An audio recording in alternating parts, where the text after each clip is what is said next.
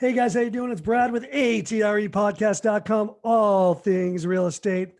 Doing an episode today on you're interested in selling your home. What's next? What do you do, right? So you've lived in your home a while and you say, hey, I'm ready to sell. What's your next step? Well, the first thing you want to do is you want to get a real estate agent out there to tell you what you think your home, what they think your home is worth, and see how it coincides with what your thoughts were. And you need to come up with a strategy. So your real estate agent can help you come up with a strategy. Now, oftentimes people will tell you, oh, you need to interview 3 people or you need to interview 5 people. That's really not the case. Go with your gut. Go with who you feel good with. You're going to actually have to work with them for a month or 2 or longer. And you really want to make sure that you're hiring someone that you believe in and that you trust. Sometimes that can happen on the first time you meet with someone. Sometimes it could be the third. You just don't know. But go with your gut and go with the person that really comes in and loves your house as much as you do, that really wants to sell your house and that you share the same vision, right? That you can get along with them. Very, very important. So you get your agent out there and they tell you what they think it's worth and you decide to hire them. Next step, what do you do? Well, you want to declutter your home. You want to make sure that your home shows really well. So even if maybe your home needs updating, there's things you can do to it to spruce it up, from decluttering, maybe painting a little, adding some plants, just brightening it up, changing the light bulbs to a brighter light bulb, anything. You know, a lot of times people will say, hey, that house down the street sold for so much less than the one up the street. Why do you think it's a model match? I don't know. It could have been a rainy day, right? Maybe it was showing gloomier. Maybe they didn't prepare the home correctly. There's so many things you can do. So talk to your agent about, do I need to declutter? Maybe do I need to paint a little? Do we need to stage?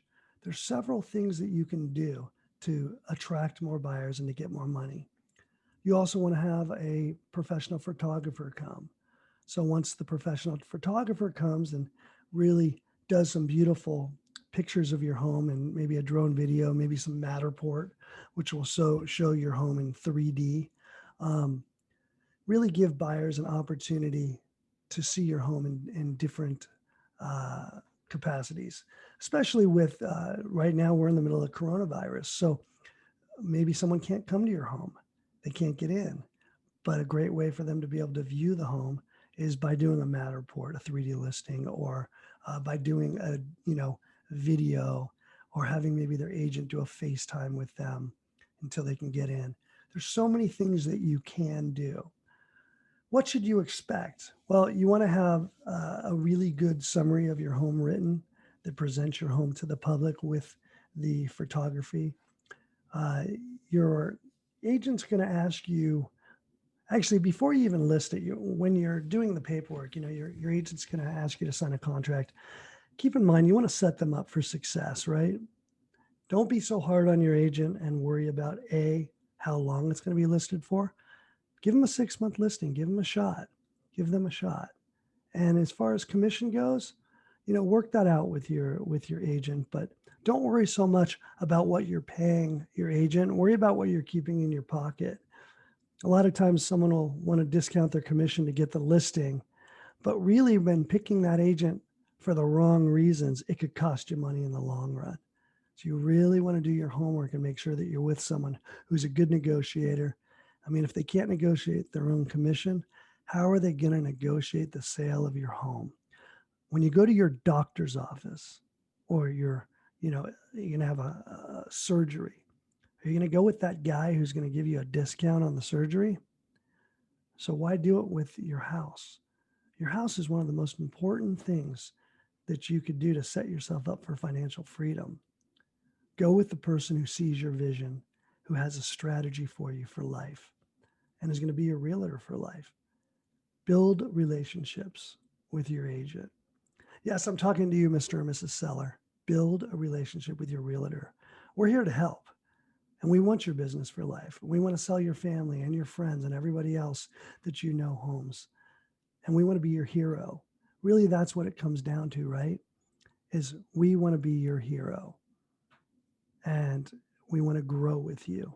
So after you've picked your agent, you've done all that, and I told you, and you talk about what you need to do in order to bring your home to market. Once it's on the market, keep in mind, be prepared.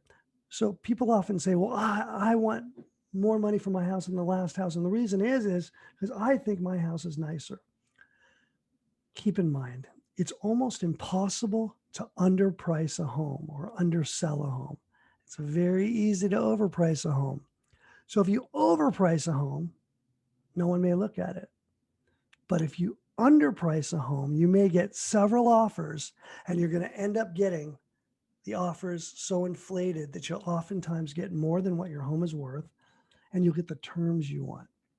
You might get someone to remove a appraisal contingency, or remove a home inspection contingency, or remove all their contingencies because they want your house so badly. So you want to set yourself up for success. Again, it's almost impossible to underprice a home. It's very easy to overprice. So keep that in mind. Now, ask your agent, say, as you get offers, send them to me. So that way you can start looking at them, get familiar with them. And then maybe you could do it either in person or even a Zoom call with your agent later to go over all the offers. And your agent oftentimes, especially if they're a good agent, they'll have a counter offers for each one written. So when they're on the phone with you, they can say, look, I've prepared counter offers for this, this, this, and this. And let's reject these ones, and explain to you why you're going to reject certain offers and accept other offers or counter certain other offers. You may hear your agent say, we're going to do best and final offer. Well, that means whoever puts an offer in, what's going to happen is they're going to put an offer in, and then your agent's going to say, hey, here's the terms on what we're looking for if we're going to accept your offer. And we want you to come back one more time, and you're going up against other offers with your best and final offer. So that's going to be your shot to have your best and final offer. Now, let's hope that you have a good enough agent that they call, or that what you're actually going to hope is that there's buyer's agents that are good enough, that are calling your agent, expressing to them how much their clients want the house. Oftentimes they'll write a letter and they'll put a picture on, which is great. It lets you see a little bit more about who's buying your home. And oftentimes, sellers will say, I don't really care who's buying it, but you do. And not for any other reason. If you're not emotionally involved at all, for business-wise, you should care, because you want to see who's buying it and if they're emotionally involved. And if you could tell that they're emotionally involved, you're going to have less problems during the escrow, because they're going to do everything they can to make sure that the house closes.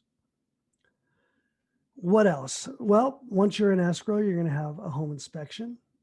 And in your home inspection, oftentimes the buyers are going to come back with a laundry list filled with things, or they're going to come back with, hey, I'd like this fixed, and this fixed.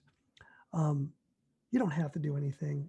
It's really important that you show that you're willing to work with people. So that way it's just a good experience for all. One of the things I like to do is I will get credits. So let's say you gave someone $5,000 in credits to do their own repairs at their own leisure, and then ask them to sign a held harmless, which holds you and your agents harmless from any future lawsuits concerning the home inspection, because they took a credit for it, which is pretty nice, and it works out great for everyone. There's so many things that you are going to want to do to try and help protect yourself, so that you're protected, the buyers are protected. Maybe buy the buyers a home warranty. It gives them a home warranty on their house. It costs you, depending on what state you're in or what city you're in, anywhere between $500 and $700. And it gives them a warranty on all appliances and other little things for a year. They just have to pay a service charge to come out. So that's another great thing to look at.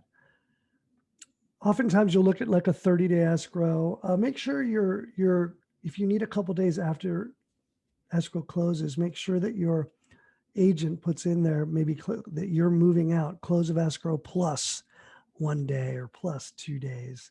And that gives you a couple days afterwards in order to move out.